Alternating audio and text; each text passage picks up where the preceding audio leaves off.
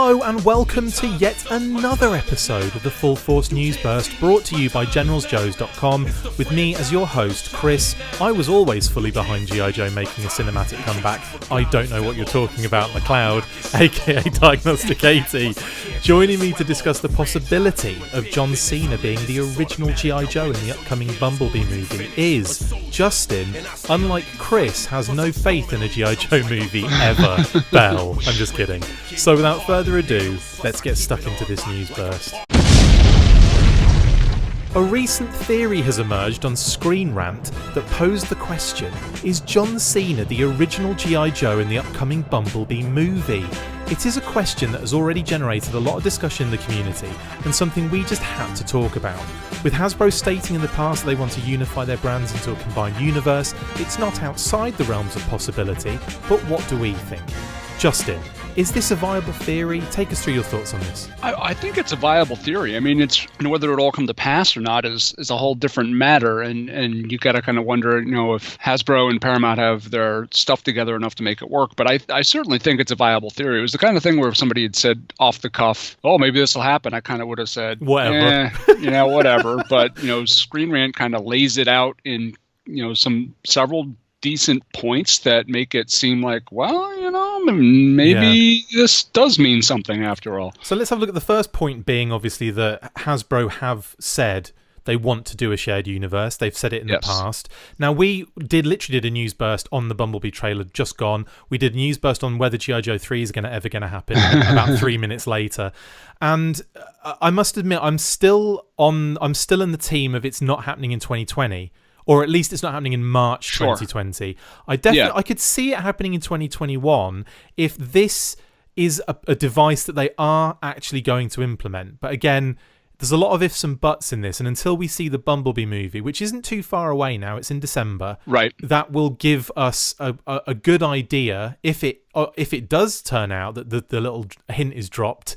I could see it because obviously he's Agent Burns in the actual film. That's his cover. But the Sector 7 guys don't have real names anyway, so it could be that it's like it comes out at some point that his name's actually like Colton or Joe or something like that. So I'm excited that they might even think about doing something like this. Now, that was the first point. And would you agree that the Hasbro Shared Universe thing is something that is a point you could make with this already? Oh, definitely. I mean, they've made it clear that this is what they're heading towards and what they want to do. I mean, they've said that on numerous occasions that they're working towards something with that writer's room. So it's clear that, I mean, there's been other rumors since that writing room has met that they're, blowing it up and doing whatever. But, it's been made pretty crystal clear by Hasbro and others that this is certainly a priority of theirs to make work. So that's the first point. The second point is this interesting element of the character having a scar on his face. Mm-hmm. Now, this is another thing that does point us towards the original G.I. Joe Action Man for us in the UK. But, the scar on the face is something that would be like, it's usually villain-esque, isn't it? But in this case, it does look like Cena is a reluctant villain. It does in the trailer. We don't know, obviously. We'll have to wait to see. He does throw Haley Steinfeld Charlie to the ground, and that does seem to infuriate Bumblebee in one scene. But again, lots could be going on. We don't know what actually happens there properly. In that same scene, he seems to be asking her, don't run, or something like he doesn't want her to try to run away. She ran. Doesn't want, and she ran, of course, because it seems like he doesn't want to have to use force or whatever to bring her in is kind of the gist I got from that sequence. But I suppose the other things you could, and so obviously with the scar, it lends itself to one or two things, doesn't it? It's either the villain or it could be that they've done it on purpose, and it's to mimic the fact that the original G.I. Joe had a scar on his face on the toy. So that is another element. There's obviously the ID badge. It's not clear exactly what it is on that screen capture. But, again, there's that element that they're throwing in there too. What do you think about that one? Yeah, I mean, that's probably a little bit of a stretch. But, I mean, I think it's certainly another piece of potential evidence. I think the Screen Rant article mentioned that, it looked like there was 3 characters in one section and 2 characters in the other. And could that be G.I. Joe or, I don't know if if that's necessarily what they're going with. But in their defense, it's another point in kind of their back pocket of the reason why this could come to pass. There's also the point of that DJ Caruso, before he was tied into the G.I. Joe 3 thing, which again we did a news burst a number of months back about his he might be a director for it, but it was definitely not written in stone. Yeah. Now his idea for the G.I. Joe 3 immediately following Retaliation was to combine it with Transformers.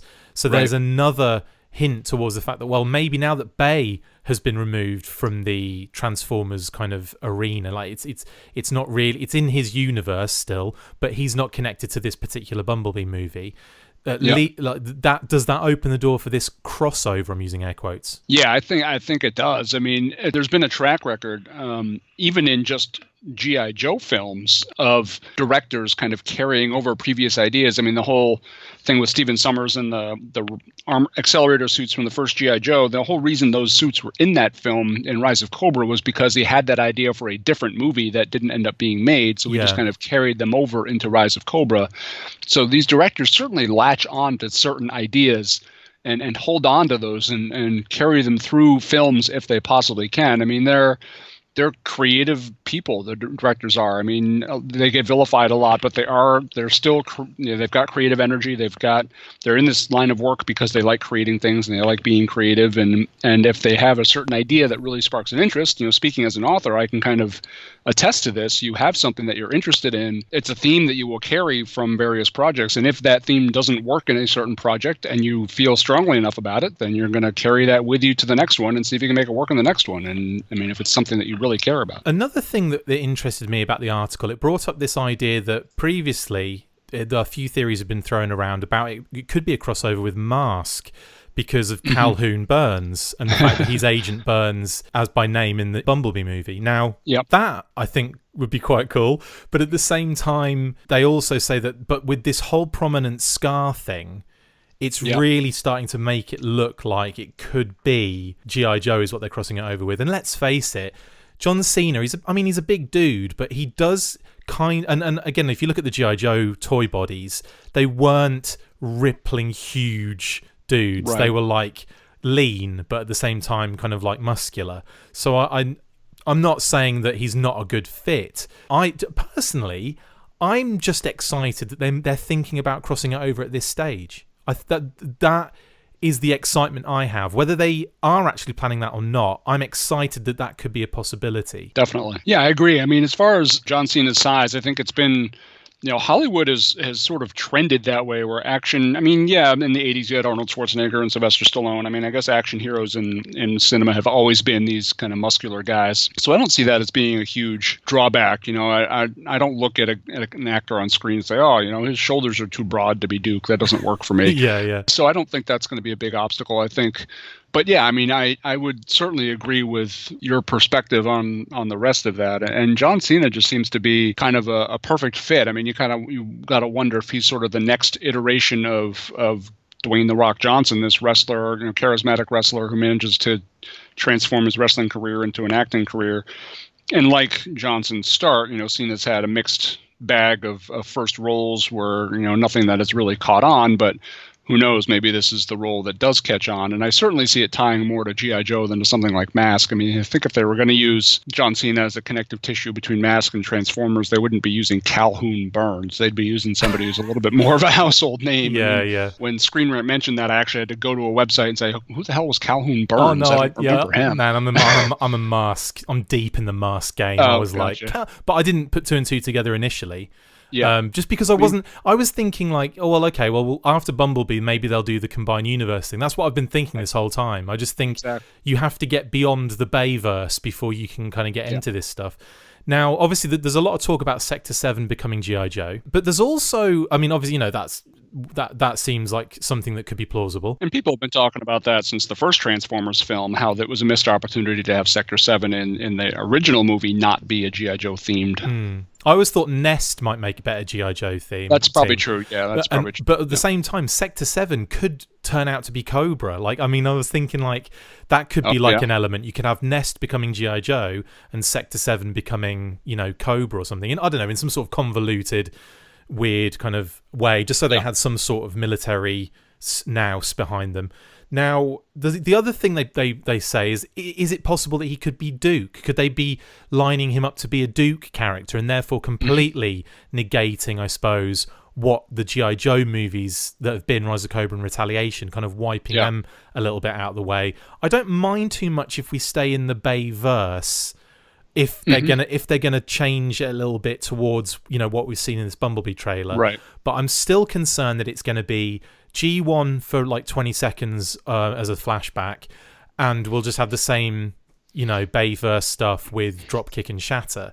That does seem pretty strong, but obviously Blitzwing is a little bit of a shining beacon in that side of things, because he's in the current, you know, he's on Earth and he's fighting Bumblebee and he seems to be involved in that as well, and he just looks badass. So I'm happy at least to get Blitzwing. Now, do you think he could be Duke? Do you think that could be a reasonable thing that they could do? I actually think that makes a little bit more sense, because I mean the Bumblebee movie takes place in the 80s, so I mean, if you really want to kind of rethink G.I. Joe into a modern concept and have this be the original G.I. Joe, and then the team gets formed, and then, you know, it kind of picks up from there, I could see how that would work, although they, you know, G.I. Joe Retaliation did already kind of identify Bruce Willis as the original G.I. Joe. But on the flip side, the theory that I think would be kind of an interesting way for them to handle it, and maybe a way that would satisfy both groups, is, I mean, we know at some point Bumblebee, you know, and the Transformers as a whole kind of fade away or disappear, because obviously, you know, in 2007 when that movie came out, nobody really knew about them again. They'd been gone for a while. So it was only Sector 7 that knew anything about them, wasn't it? Exactly. Yeah. So, you know, what's to say that,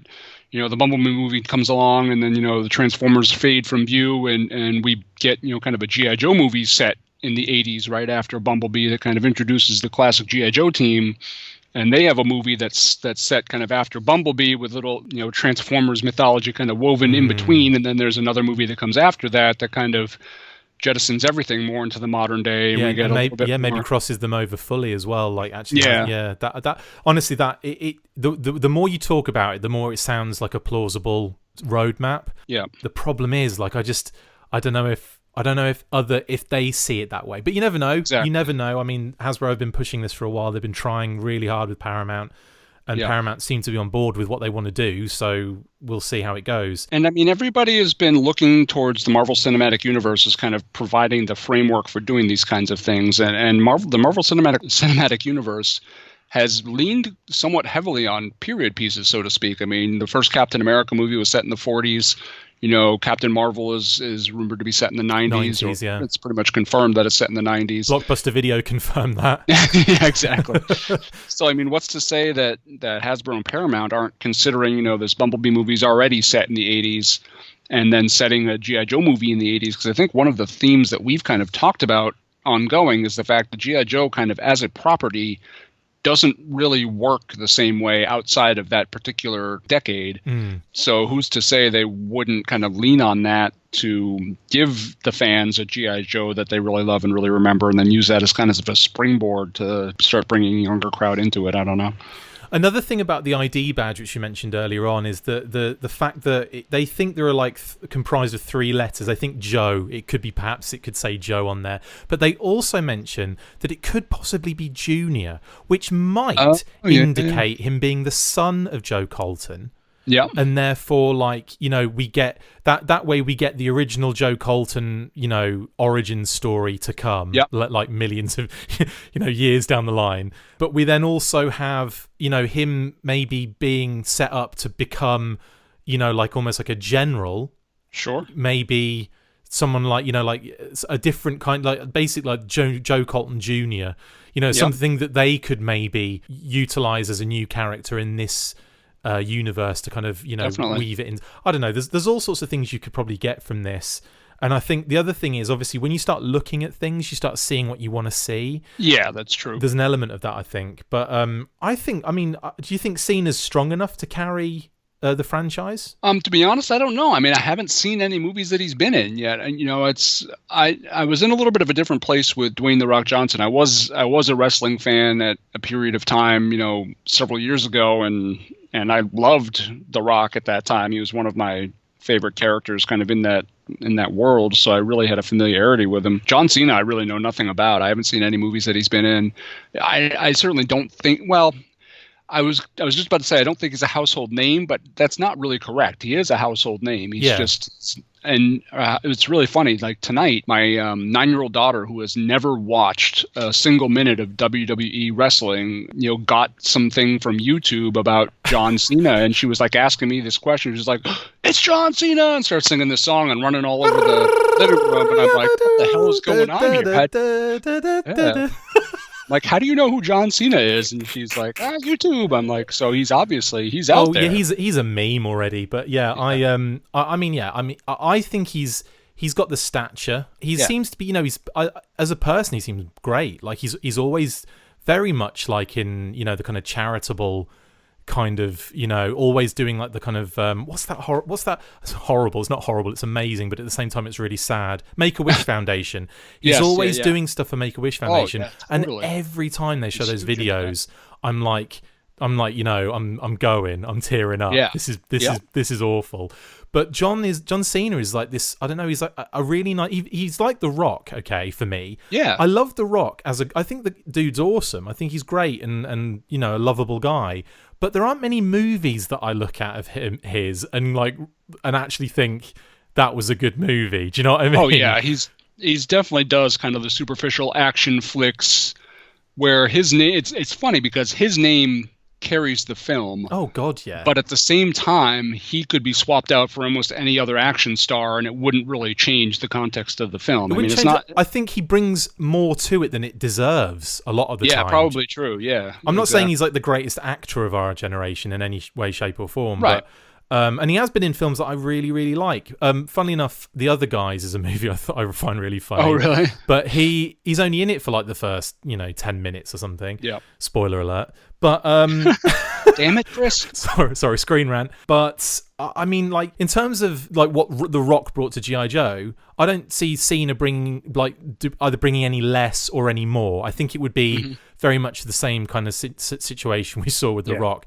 But if this Bumblebee movie is good, and a lot of it is on this for me, if it's good and it's an enjoyable movie and I like it and it's one of those ones that's like, actually that was I really enjoyed that, and I'm sure there'll be issues with it, but it is an action film. Like you just have to kind of let go of the fact that these aren't going to be winning Oscars.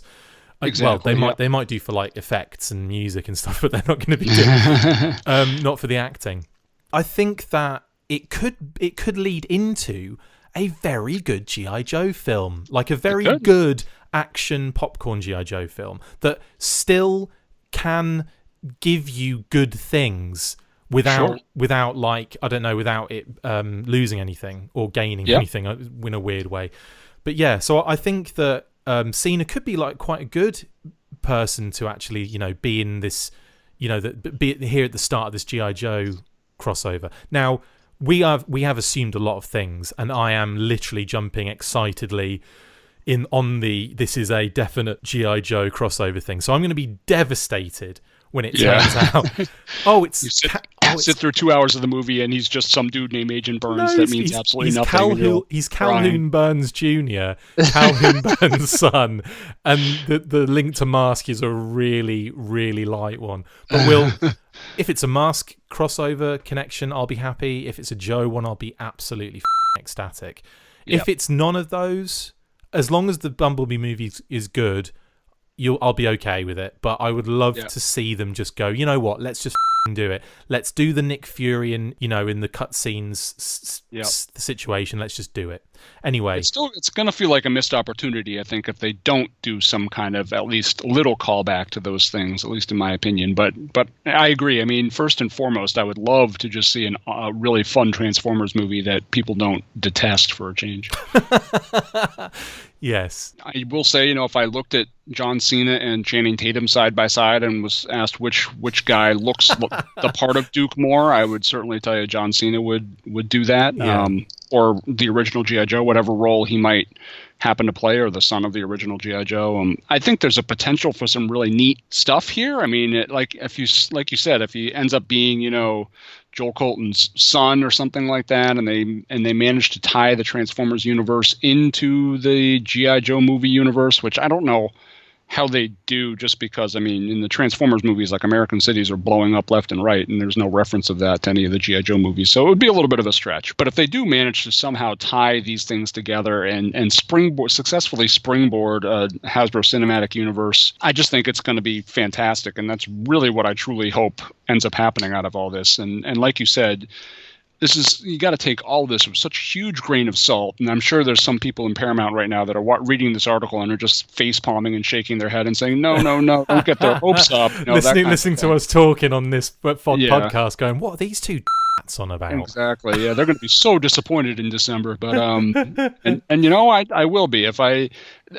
The rumors of this are enough to get me to go. I mean, I was on the fence about seeing Bumblebee in the theater anyway. I was on the fence about seeing it at all until we saw the trailers, and the trailers have convinced me that it's something I definitely want to see. Yeah. So I was on the fence about trying to see it in the theaters. If this is even a chance of this happening, then I definitely will be seeing it in the theaters. And like you, I'll be crying in my popcorn bucket if it just ends up being a whole lot of fuss over nothing. Well, if I'm with you in the cinema, just cut a hole in the bottom of the popcorn bucket. Anyway.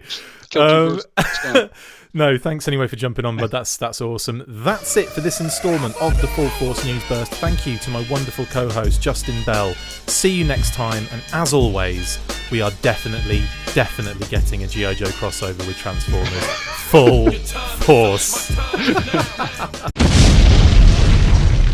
Make sure you get involved with the discussion by liking, sharing and commenting on these videos, and as always you can keep up with the show after listening by following on Twitter @TheFullForce, liking the Facebook page facebook.com/TheFullForce, and if you would like to contact the show you can message us on either of these platforms with feedback, questions, or to say, who do you think you are? A serious operation now? No, not even close. Look out for more of these news bursts that we are posting on the Facebook page from now on. Full Force.